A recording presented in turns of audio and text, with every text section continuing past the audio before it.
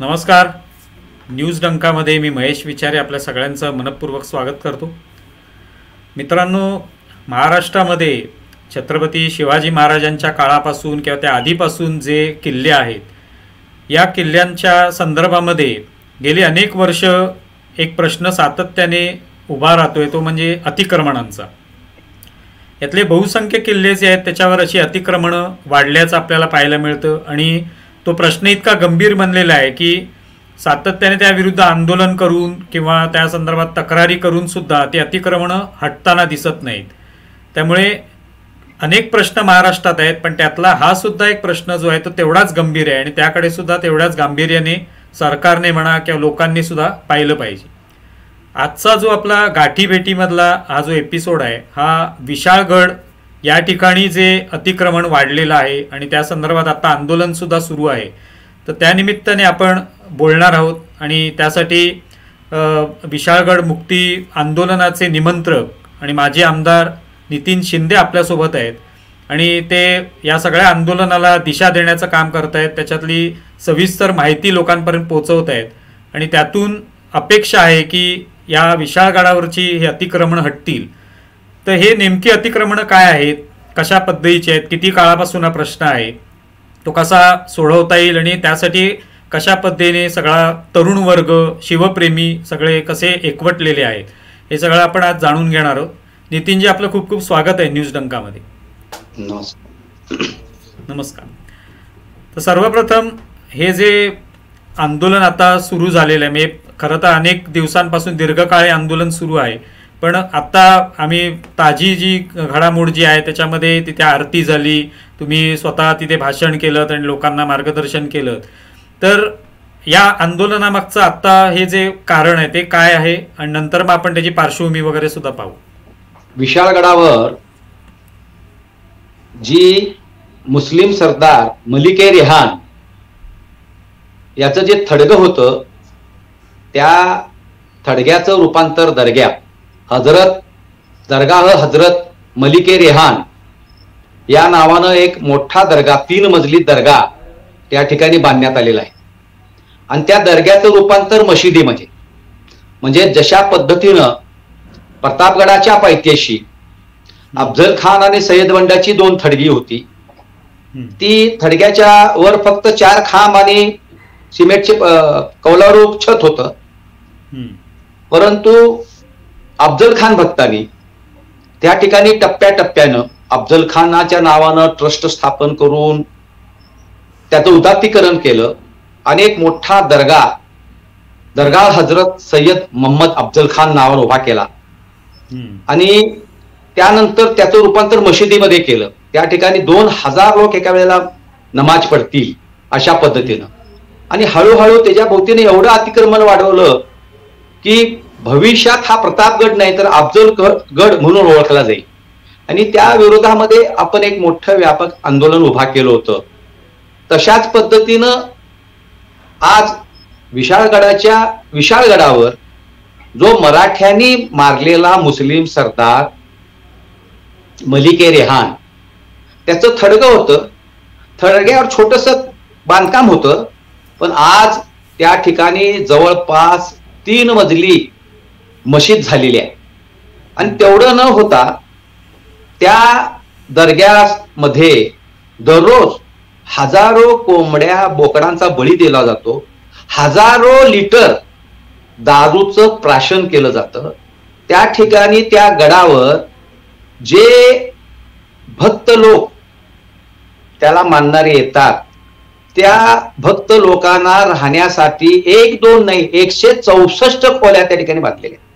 आणि त्या 164 खोल्यामध्ये जुगार खेळला जातो, मांस शिजवलं जातं, दारू प्राशन केली जाते आणि त्याच्या पुढं संतापाचा येण्यासारखी गोष्ट म्हणजे त्या ठिकाणी वेश्यागमन केलं जातं.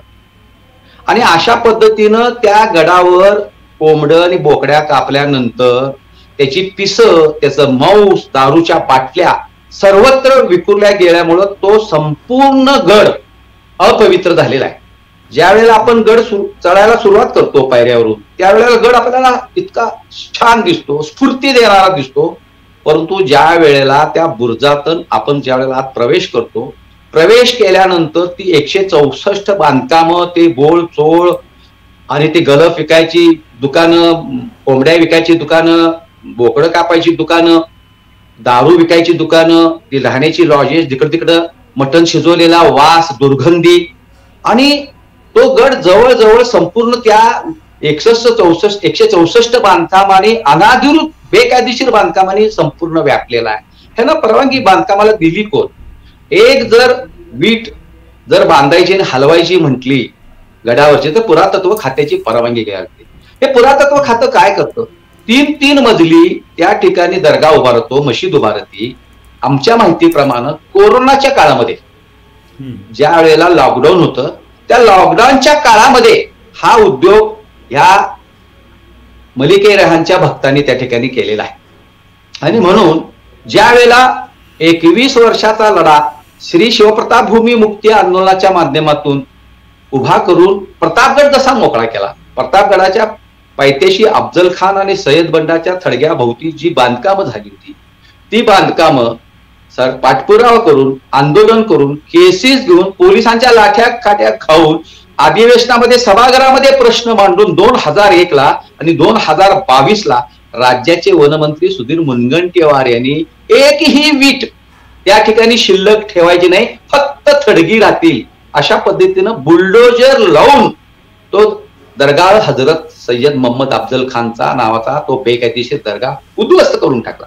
त्यानंतर ही तक्रार आमच्याकडे आल्यानंतर आम्ही स्वतः जाऊन पाहणी केली की विशाळ गडावर अशाच पद्धतीनं मराठ्यांनी मारलेला मुस्लिम सरदार, त्याचं ह्या ठिकाणी उदात्तीकरण झालेलं आहे, बेकायदेशीर बांधकाम झालेले आहेत.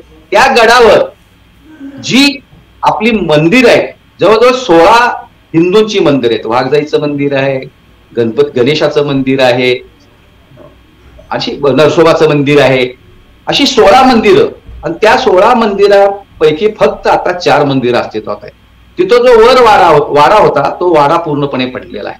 आणि त्याच्या उलट की जो गड नरवीर बाजीप्रभू देशपांडे आणि फुलाजी प्रभू देशपांडेंच्या रक्तानं नाहीला, त्यांनी त्या ठिकाणी बलिदान दिल्यामुळं विशाळ गडावर छत्रपती शिवाजी महाराज पोचू शकले. आणि असा गड आज कोंबड्यांच्या आणि बोकडांच्या रक्तानं न्हायला जातोय, दारूचा महापूर त्या ठिकाणी व्हायला जातोय. परंतु एवढं मोठं बलिदान देणारे आमचे नरवीर बाजीप्रभू देशपांडे, नरवीर फुलाजी प्रभू देशपांडेंच्या समाधीची जर अवस्था बघितली तर त्या समाधीकडे जायला रस्ता नाही अशी अवस्था आहे. आणि तो जर रस्ता करायला गेलं आणि आपल्या शिवभक्तांनी त्याची मागणी केली तर पुरातत्व खातं त्यांना परवानगी देत नाही. अशा तक्रारी आपल्याकडे आलेल्या आहेत. याच्या उलट धक्कादायक गोष्ट म्हणजे हा जो मलिके रेहानच्या नावानं जो बेकायदेशीर दर्गा बांधलाय, त्या दर्गाकडे जाणारा रस्ता हा खासदार फंडातून केला गेला. म्हणजे महाराष्ट्र सरकारचा निधी, शासनाचा निधी त्या ठिकाणी वापरला गेलेला बेकायदेशीर दर्गाला.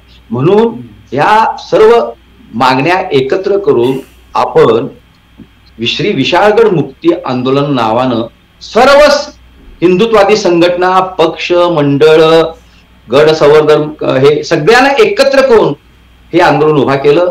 महाराष्ट्राचे वनमंत्री सुधीर मुनगंटीवार यांना जाऊन भेटून आपण त्या ठिकाणी निवेदन दिलं आणि ती वस्तुस्थिती मांडल्यानंतर त्यांनी स्पष्ट आदेश दिले की 164 बांधकामं जी कलेक्टरनी अनाधिकृत आणि बेकायदेशीर अतिक्रमण ठरवलेले आहे ती हटवा. त्यानंतर आम्ही जाऊन कोल्हापूर जिल्हाधिकारी राहुल रेखावार यांना जाऊन भेटलो. त्यांची ती पत्र वनमंत्र्यांचं त्यांच्या हातामध्ये दिलं. तिथं पत्रकार परिषद घेतली. कलेक्टरने स्पष्टपणे सांगितले की पावसाळा सुरू आहे, पावसाळा संपताच 164 बांधकामं काढली जातील. पावसाळा संपल्यानंतर आम्ही वाट बघत बसलो आणि त्या मलिक रेहानच्या भक्तांना संधी मिळाली. त्यातल्या 8 जणांनी जाऊन कोर्टामध्ये, हायकोर्टामध्ये स्थगिती मिळवली त्या अतिक्रमण काढायच्या ह्याला.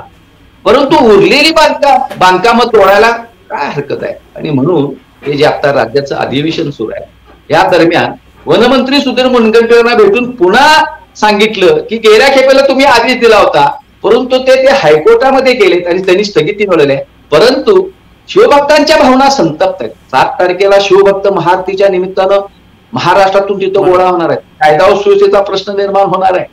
तर त्याच्या अगोदर आपण एखादा निर्णय घ्यावा की ती मुलं कोर्टामध्ये जाऊन वकील देत आहेत. सरकारनं वकिलांची फौज उभा केले पाहिजे, सरकारने नामवंत वकिलाची नेमणूक केली पाहिजे आणि तो स्टे उठवून ती 164 बांधकामं त्या ठिकाणी जमीनदोस्त करा.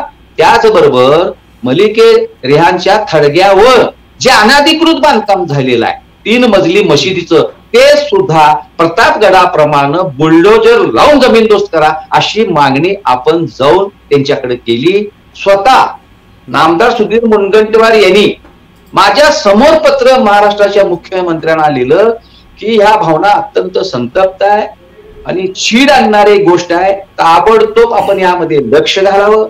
नितीन शिंदे आणि विशाळगड मुक्ती आंदोलनाने जे पत्र दिलंय त्या पत्राचा अभ्यास करून एका चांगल्या वकिलाची नेमणूक करून त्या ठिकाणी ते सगळं बांधकाम जमीनदोस्त करावं अशा पद्धतीचे स्पष्ट आदेश त्यांनी पत्र लिहिलेलं पत्र मी जाऊन एकनाथ शिंदेच्याकडे दिलं. महाराष्ट्राचे मुख्यमंत्री एकनाथजी शिंदे. मला याच संदर्भात आता मी हा मुद्दा जो आहे तो तुम्ही सांगाच पुढे की काय काय नेमकी कागदोपत्री जे काय तुम्ही प्रयत्न चालू केलेले आहेत ते.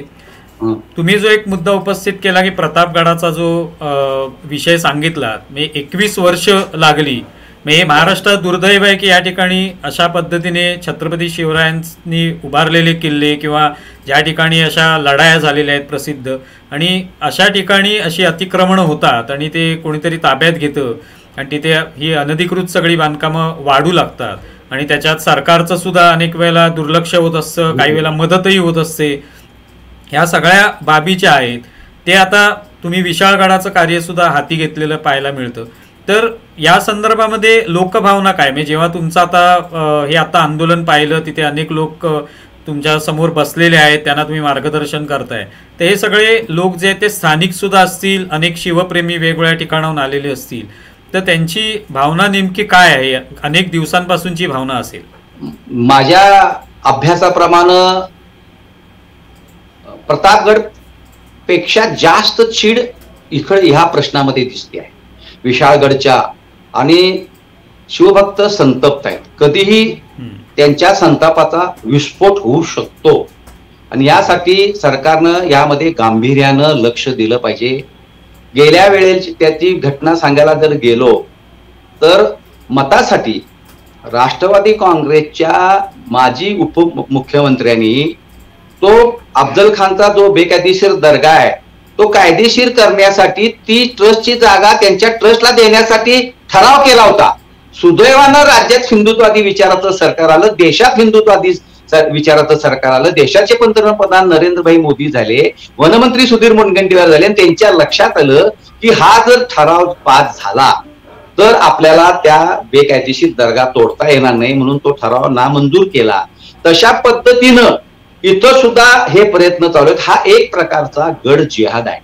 शिवाजी महाराजांचे ज्या ज्या गडावर शिवाजी महाराजांनी पराक्रम केला, त्यांच्या शूर सरदारांनी पराक्रम केला, ते 365 पैकी 68 किल्ल्यावर जिथं जिथं मुस्लिम सरदार मराठ्यांनी मारले, सरदारांनी मारले, शिवाजी महाराजांनी मारले, त्यांच्या मावळ्यांनी मारले, त्यांची जी थडगी होती त्या थडग्याचं रूपांतर दर्ग्यात आणि दर्ग्याचं रूपांतर मशिदीत करून तो संपूर्ण गड अतिक्रमण करून तो गड उद्ध्वस्त करायचा आणि पुढच्या पिढीला स्फूर्ती देणारा, इतिहास सांगणारा, शिवाजी महाराजांच्या शौर्याचा प्रतीक असणारा हे सगळे किल्ले संपवायचा डाव या राज्यामध्ये एक शिजलेला आहे. तो डाव आपल्याला उधळून लावायचा आहे.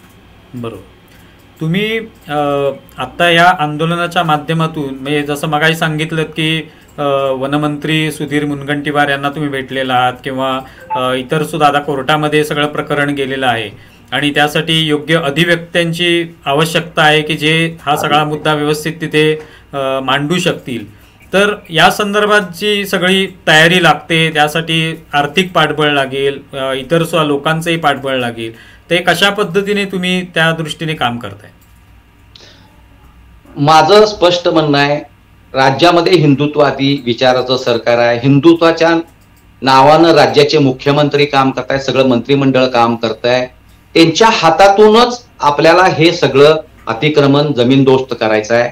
1,34,00,00,000 निधी ही बांधकामं तोडण्यासाठी कोल्हापूर जिल्हा प्रशासनाकडे वन खात्यानं वर्ग केलेला आहे. तो निधी तिथे येऊन थांबलेला आहे. फक्त कोर्टातून स्टे उठवायचा आहे. फास्ट ट्रॅक कोर्टामध्ये हा केस चालवून, ही खटला चालवून तो स्टे उठवून तो संपूर्ण जमीनदोस्त आपल्याला करायचा आहे. त्यासाठी रस्त्यावरची लढाई, शिवभक्तांनी जो रेटा लावलाय, जो दबाव चालू केलाय, तो खरोखर कौतुकास्पद आहे. महाराष्ट्रातला शिवभक्त त्या ठिकाणी मोठ्या प्रमाणात जर एकवटला तर सरकारवर दबाव येतो आणि सरकार निर्णय घेऊ शकतं. जसा प्रतापगडाच्या पायथ्याशी निर्णय घेतला तशाच पद्धतीनं विशाळगडावरील ही सर्व अतिक्रमण म्हणजे हजरत मलिक रेहानच्या दर्ग्याचं झालेल्या बांधकामासकट 164 बांधकाम जमीनदोस्त करून बाजीप्रभू देशपांडे आणि फुलाजी प्रभू देशपांडेंचं स्फूर्ती देणारं त्या ठिकाणी असं उचित स्मारक त्या ठिकाणी झालं पाहिजे. आणि महाराष्ट्रातनं नाही, देशातनं नाही, जगातनं त्या ठिकाणी पर्यटक आले पाहिजे, त्याचं दर्शन घेतलं पाहिजे, त्यातून स्फूर्ती घेतली पाहिजे. मी अभिमानानं सांगतो की शेवटची मागणी होती आमची श्री शिवभक्ता भूमी मुक्ती आंदोलनाची, की अफजल खानाच्या ती थडगी जर तुम्ही तशीच ठेवली आणि सरकार जर बदललं तर मतासाठी पुन्हा हे त्याच्यावर दर्गा बांधून घेतील. म्हणून त्या थडग्याच्या समोर अफजल खानाच्या वधाचं शिल्प उभा करून हिंदी, मराठी आणि इंग्लिश मध्ये अफजल खान वधाचा इतिहास कोरा आणि तो पुतळा सुद्धा अफजल खानाचा पुतळा बाहेर काढलेला पुतळा पुण्याच्या एका आर्टिस्टकडे तयार झालेला आहे आणि तो या येत्या 2 महिन्यात त्या थडग्यासमोर बसवला जाणार आहे. त्याच धर्तीवर विशाळगडावर छत्रपती शिवाजी महाराजांची आणि संभाजी महाराजांची अखेरची शेवटची भेट तिथं झालेली आहे. त्या भेटीचा पुतळा त्या थडग्यासमोर बसवून ते थडगा आहे मराठ्यांनी मारलेला मुस्लिम सरदार मलिक रेहानचं थडगा आहे, हा देव नाही, अशा पद्धतीचा बोर्ड लावून नरवीर बाजी प्रभू फुलाजी प्रभू देशपांडे यांचं स्फूर्ती देणारं भव्य दिव्य स्मारक सरकारनं त्या ठिकाणी उभा करावं. ह्या मागण्या मान्य होस तोपर्यंत विशाळगड मुक्ती आंदोलन असू दे, विशाळगड मुक्ती संग्राम असू दे, हिंदू जनजागृती असू दे, समिती असू दे, जे हिंदुत्व विश्व हिंदू परिषद, राष्ट्रीय स्वयंसेवक संघ असू दे, भाजप असू दे, शिवसेना असू दे, आम्ही सगळे मिळून हा रेटा लावून हा गड मोकळा करायचा निर्धार आम्ही केलेला आहे. तुम्ही आत्ता जो मुद्दा मांडला तो महत्त्वाचा आहे की जिथे जिथे अशा पद्धतीने त्या स्मारकांची दुरावस्था झालेली आहे किंवा त्याकडे दुर्लक्ष झालेलं आहे, त्या ठिकाणी ज्या प्रत्यक्ष या गडावर घडलेल्या घटना आहेत त्यांचं काहीतरी एक प्रतिकृती म्हणा किंवा पुतळ्यांच्या स्वरूपामध्ये तिकडे ते उभं राहिलं तर निश्चितपणे येणारे लोक जे आहेत त्यांना खरा इतिहास जो आहे तो कळू शकतो. काही त्या तिकडे लेखांच्या स्वरूपामध्ये जर तिथे काही उभारणी झाली तर ते होऊ शकतं. एखादं असंही होऊ शकतं की तिथे एखादं संग्रहालय उभारणं किंवा चित्र काढणं आजूबाजूने की ज्याच्या साहाय्याने तिकडे घडलेल्या घटना ज्या आहेत त्या लोकांसमोर उभ्या राहू शकतील. तर हा खरोखर महत्त्वाचा मुद्दा आहे. तर केवळ विशाळगडच नव्हे, प्रतापगडच नव्हे, तर असे अनेक जे किल्ले आहेत जिथे भले अतिक्रमण झालेलं नसेल तरी तिथे देखील हे सगळं होणं आवश्यक आहे. त्या दृष्टीने तुम्ही काही पत्रव्यवहार करणं किंवा लोकांशी संपर्क साधणं हे झालेलं आहे का? रायगडाच्या विकासासाठी जसं प्राधिकरण स्थापन केलं तसं प्रतापगडासाठी सुद्धा प्राधिकरण लवकरच हे राज्यातलं महायुतीचं सरकार प्राधिकरण स्थापन करत आहे. तसंच विशाळगडाचं सुद्धा प्राधिकरण स्थापन करावं अशी मागणी मी या ठिकाणी या आपल्या चॅनेलद्वारे करतोय. आणि विशाळगडावर ज्या वास्तूंची पडझड झालेली आहे, कारण शिवभक्त स्वतःच्या खिशातल्या पैशानं नरसोबाचं मंदिराचा जीर्णोद्धार करतायत, वाघजाईच्या मंदिराचा जीर्णोद्धार करतायत, पण ही मदत तुटपुंजी आहे. सरकारनं कोट्यावधी रुपयाचा निधी त्या ठिकाणी खर्च करून ज्या वस्तूंची पडझड झालेली आहे, बुरुज ढासळायला लागलेले आहेत, तटबंदी ढासळती आहे आणि ज्या पुरातत्व वस्तू ढासळलेल्या आहेत त्याची पुनर्बांधणी करून पुन्हा त्या विशाळगडाला गतवैभव प्राप्त करून द्यावं. कारण ह्या गडाचं पहिलं नाव होतं खेळणा किल्ला. त्या खेळणा किल्ल्याचं नाव स्वतः खुद्द छत्रपती शिवाजी महाराजांनी विशाळगड असं ठेवलेलं आहे. म्हणून आमची मागणी आहे की सरकारनं मोठ्या प्रमाणामध्ये निधी उपलब्ध करून देऊन तो खर्च करून त्या ठिकाणी पुन्हा त्या गडाला गतवैभव प्राप्त करून द्यावं. आता तुम्ही जसं म्हणालात की हा सगळा जो काय प्रयत्न तुमचा चालू आहे त्यासाठी मोठ्या प्रमाणात प्रचार सुद्धा आवश्यक आहे आणि सध्या आपण पाहतोय या सगळ्या तुमच्या आंदोलनाच्या माध्यमातून लोकांपर्यंत हा विषय सुद्धा जात असेल, अनेकांना हे नव्याने सुद्धा कळत असेल, काही तरुण किंवा लहान शालेय वर्गातली मुलं जी आहेत त्यांना सुद्धा हे कळत असेल की अशा पद्धतीने इथे अतिक्रमण हा एक काहीतरी विषय असतो. तर हा प्रचार करणं किती आवश्यक आहे आणि वेगवेगळ्या माध्यमातून लोकांपर्यंत, बहुतेक वेळा शहरातली लोक जे ते यापासून अनभिज्ञ असतात, ते फक्त किल्ल्यावर फिरायला जातात, पण हा मुळात विषय आहे काहीतरी याविषयी त्यांना फारसं माहिती नसतं किंवा जाणून घेण्याचा प्रयत्न करत नाही. तर ते किती महत्वाचं आहे तुमच्या दृष्टीने? आत्ताची ही जी तरुण पिढी आहे ती सगळी मोबाईलची आहारी गेलेली आहे आणि ती किल्ले बघायला जाण्यापेक्षा त्या किल्ल्यावर दारू पिण्यासाठी, पार्टी करण्यासाठी, सेल्फी काढण्यासाठी जातात. आणि त्या ठिकाणी जे आपलेच लोक म्हणजे त्या मलिके रेहानच्या दर्ग्यामध्ये आमच्या माहितीप्रमाणे 90% लोक हे हिंदू जातात. त्या ठिकाणी नवस बोलतात, त्या बेड्या घालतात. तर ते सगळं बंद झालं पाहिजे. हिंदूंच्या मध्ये जागृती केली पाहिजे की हा देव सोपी संत कोण नाही, तुम्ही तिथं कोणी जाऊ नका आणि त्या ठिकाणी बोकडाचा बळी देऊ नका, अशा पद्धतीने. त्याचबरोबर दारू पिली जाते.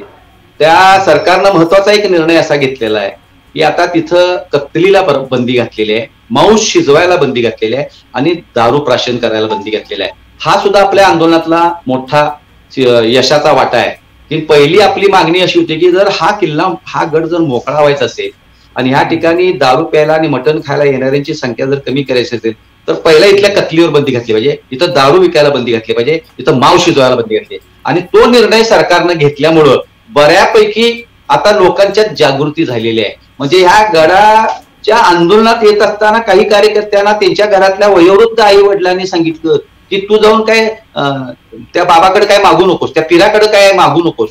म्हणजे हा येतोय तिथं त्याच्या विरोधात आंदोलनाला आणि त्याचे आई वडील म्हणतात की तिथं जाऊन त्याच्याकडे काय मागू नकोस. म्हणजे हे कोल्हापूर जिल्ह्यात हे जास्त प्रस्त आहे. तर तिथं सगळ्यांना समजून सांगितलं पाहिजे. घरामध्ये हजरत पीर मलिक रेहानचे फोटो लावलेले आहेत देव म्हणून आणि त्याची लोक पूजा करतात. ते सगळे फोटो काढून फेकून दिले पाहिजे आणि जे हिंदू लोक जातात त्यांना अडवलं पाहिजे, त्यांना समजून सांगितलं पाहिजे. मी ज्या वेळेला विशाळगडावर गेलो होतो वाघजाईच्या मंदिरात आरतीसाठी, त्यावेळेला एक मोठ्या मर्सिडीज गाडीतून एक कुटुंब मुंबईहून आलं. मी म्हटलं का आलाय तुम्ही? ते म्हटले आम्ही देवाच्या दर्शनाला. कुठला देव? पीर. कोण आहे माहिती आहे का तुम्हाला? हा म्हटलं मराठीने मारलेला मुस्लिम सरदार आहे. आम्हाला माहित नाही. आणि सगळे शिकलेले लोक होते, वेल ग्रॅज्युएट होते. त्यांना मी सगळं समजून सांगितलं. म्हटलं नंतर त्यांनी आता पुढच्या वर्षीपासून काय आम्ही येणार नाही. आमची काही गाव आहेत इथं, हरिपूर वगैरे अशी गाव आहेत, त्या गावातले लोक 10 बोकडं घेऊन जातात आणि तिथं कापतात, त्याला नैवेद्य दाखवायला आणि तिथं जेवून येतात. त्या सगळ्यांनी आता बंद केलं. त्यांच्या लक्षात आलं की आपण मराठीने मारलेला मुस्लिम सरदाराच्या समोर जाऊन हे करतो. आता जागृती करणं आणि लोकांना सांगणं आणि हे प्रत्येकाचं शिवभक्ताचं काम आहे. हे प्रत्येकानं सांगून जागृती करून त्याला अटकाव केला पाहिजे. तुम्ही म्हणालात की आता महाराष्ट्रामध्ये हिंदुत्ववादी सरकार आहे किंवा देशामध्ये सुद्धा आहे, पण हे एक दुर्दैवच आहे की जेव्हा हिंदुत्ववादी सरकार येईल तेव्हाच आपण त्यांच्याकडून अपेक्षा करणं. खरं तर छत्रपती शिवाजी महाराजांचं नाव सगळेच घेतात, म्हणजे सगळेच कुठलंही सरकार आलं ते नाव घेतात ते, किंवा त्यांच्या पावलावर पाऊल टाकूनच आम्ही चालतो तर सगळेच म्हणतात. पण सरकार बदललं की पुन्हा अशा पद्धतीने अतिक्रमणं वाढतील अशी जेव्हा तुम्ही भीती व्यक्त करता तेव्हा ते खरोखरच एक दुर्दैवी आहे. त्याविषयी तुम्हाला काय वाटतं? म्हणजे प्रत्येकानेच याबद्दल जागरूक असायला पाहिजे. मन दुःखी होतं, काही वेळेला मनात चीड येते. आपण हे सगळं करतोय, राज्याचं पावसाळी अधिवेशन चालू आहे. पावसाळी अधिवेशनाच्या तोंडावर भर पावसामध्ये त्या ठिकाणी विशाळगड मुक्तीसाठी महाआरती होते आणि सभागृहामध्ये तो प्रश्न उपस्थित होऊन प्रश्नाचा भडीमार करून सरकारला जाब विचारून सरकारच्या मंत्र्यांच्याकडनं निर्णय घेणं अपेक्षित होतं. मी ज्या वेळेला हा विषय मांडायला गेलो, मी ज्या वेळेला 2001ला श्री प्रताप भूमिमुक्ती आंदोलनाच्या माध्यमातून तो प्रश्न मांडला विधान परिषदेमध्ये, त्यावेळेला मला काँग्रेस, राष्ट्रवादी काँग्रेसच्या आमदारांनी प्रचंड विरोध केला. तुम्हाला दंगल घडवायची आहे का वगैरे वगैरे. मग मी त्यांना पहिला प्रश्न विचारला की महाराष्ट्रामध्ये, या भारतामध्ये अफजल खानाच्या नावानं ट्रस्ट स्थापन कसा होतो? अमेरिकेमध्ये ओसामा बिन लादेनच्या नावानं ट्रस्ट स्थापन होईल का? आणि तुम्ही दंगल होईल म्हणताय, म्हणजे अफजल खानना मारणारी तर मुस्लिम आहेत का? आणि तुम्ही जर मला विरोध करत असाल, अडवत असाल, तर मी तुमचा विरोध मोडून तिथं जाणार. आणि मग जर दंगल झाली तर तुम्ही ह्याला जबाबदार. बाबरीपेक्षाही मोठा प्रश्न आहे हा. असा प्रश्न मांडला होता. तसा प्रश्न मांडायची संधी आमदारांना होती सर, आणि त्या ठिकाणी अनेक प्रश्नाची उत्तरं मिळाली, अनेक निर्णय मंत्र्यांनी त्या ठिकाणी दिले असते. वनमंत्री स्वतः पॉझिटिव्ह या बाबतीत आहेत. सुधीर मुनगंटीवार, एकनाथजी शिंदे स्वतः पॉझिटिव्ह आहेत, महाराष्ट्राचे मुख्यमंत्री. फक्त सभागृहामध्ये प्रश्न उपस्थित करायला कट्टर शिवभक्त आणि कट्टर हिंदुत्ववादी सभागृहामध्ये बोलायला पाहिजे. आता या संदर्भामध्ये एक नेहमीच आपण पाहतो की एक नरेटिव्ह नेहमीच महाराष्ट्रामध्ये आता गेल्या काही वर्षात तयार होतं. काहीतरी खोटा इतिहास सांगितला जातो आणि तो लोकांना पटायला लागतो. तिथपर्यंत लोकांपर्यंत ते पोहोचवलं जातं. सोशल मीडियाच्या माध्यमातून असेल, इतर बाबतीतून असेल, पुस्तकांच्या माध्यमातून असेल, आणि त्यातून मग लोकांना वाटायला लागतं की नाही खरंच इथे जे आहे, जे काय सुफी संत असेल, पीर असेल, त्यांचं जे खरं आहे आणि बाकी छत्रपती शिवराय सुद्धा ते मानत होते वगैरे, अशा पद्धतीने एक चित्र उभं केलं जातं. तर हा सुद्धा एक मोठा धोका आहे महाराष्ट्रासाठी आणि त्यातून सुद्धा अतिक्रमणं वाढतात आणि त्याकडे दुर्लक्ष केलं जातं. बरोबर आहे. छत्रपती शिवाजी आता त्या प्रतापगडाच्या पायथ्याशी जी 2 थडगी बांधली ती शिवाजी महाराजांनी बांधली. मेल्या मृत्यूनंतर वैर संत आणि मग त्याची दिवाबत्तीची सोय, मग त्या मुजराची नेमणूक हे स्वतः शिवाजी महाराजांनी केलं, असं सांगून इतिहासात मोडतोड करायचा प्रयत्न करणारी मंडळी आहेत. ती मंडळी बरीच त्यावेळेला आडवी आली होती, पण आपण त्या ताकदीनं त्यांना उत्तर देऊन ते सगळं खोडून काढून ते सगळी अतिक्रमणं आपण हटवून टाकली. तशाच पद्धतीनं ह्या मलिके रेहानच्या बाबतीमध्ये सुद्धा हे पसरवलं जातंय की हा सुफी संत होता, हा मुस्लिम सरदार नव्हता, हे खोटी माहिती हिंदुत्ववादी देत आहेत. आता मुस्लिमांची काही शिष्टमंडळ कोल्हापूरच्या जिल्हाधिकाऱ्यांना भेटले की धार्मिक तणाव निर्माण करायचा प्रयत्न चालू आहे हिंदुत्ववादी संघटनांच्याकडं. हा 1600 सालचा हा होता, सुफी संत होता. आम्ही आता सगळी पुस्तकं काढून तपासली, काही इतिहास तज्ञांशी चर्चा केली. मलिके रेहान हा मुस्लिम सरदारच होता, तो सुफी संत वगैरे कोणी नव्हता. त्यामुळं फक्त त्याचं भविष्यामध्ये थडगच राहील, थडग्याच्या वर एक वीटही शिल्लक ठेवणार नाही, ही आमची शिवभक्तांची भीष्म प्रतिज्ञा आहे.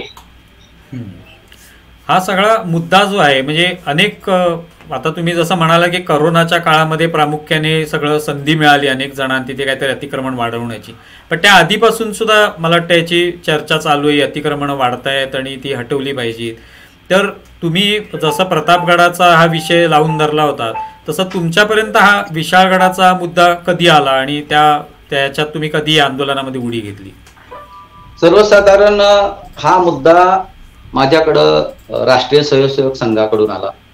राष्ट्रीय सेवक संघानं आणि भारतीय जनता पार्टीनं प्रतापगड मोकळा केल्यानंतर गड किल्ला संवर्धन समिती जी भाजपाची त्यामध्ये खासदार रणजित सिंह नाईक निंबाळकर हे त्या गड किल्ला संवर्धन समितीचे अध्यक्ष होते आणि भाजपाचे राष्ट्रीय सचिव सुनीलजी देवधर हेही त्यामध्ये सदस्य होते आणि मीही त्यामध्ये सदस्य होतो.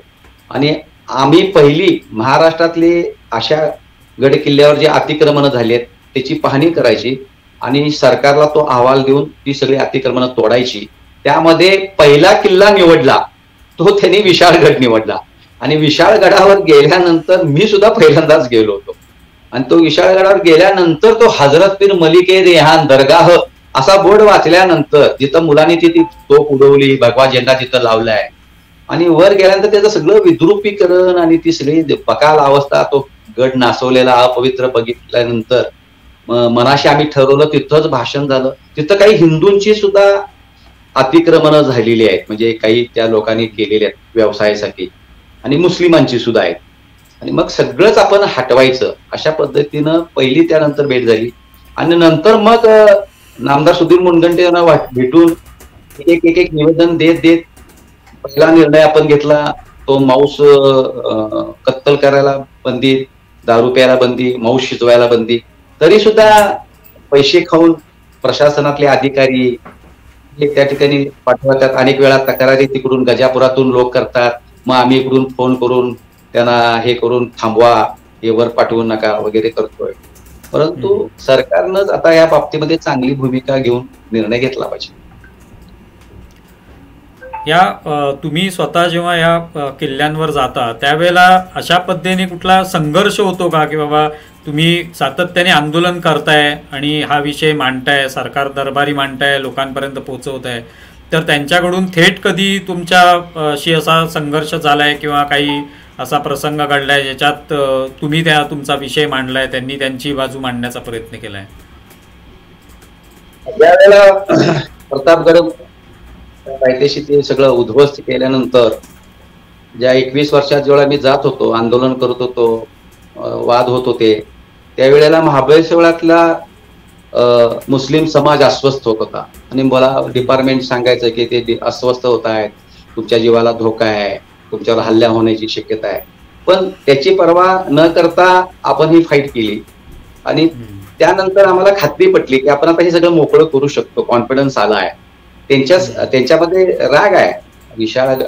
मला तर डायरेक्ट काही मुस्लिम हा इस्लाम धर्म का शत्रू आहे असं म्हणून माझ्यावर अटॅक सुद्धा मध्यंतरी झाला होता, एका व्यक्तीनं केला होता. मग त्यानंतर मला सुरक्षा पोलिसांनी पुरवलेली आहे. आता सुरक्षेसाठी माझ्याकडे 2 बॉडीगार्ड आहेत.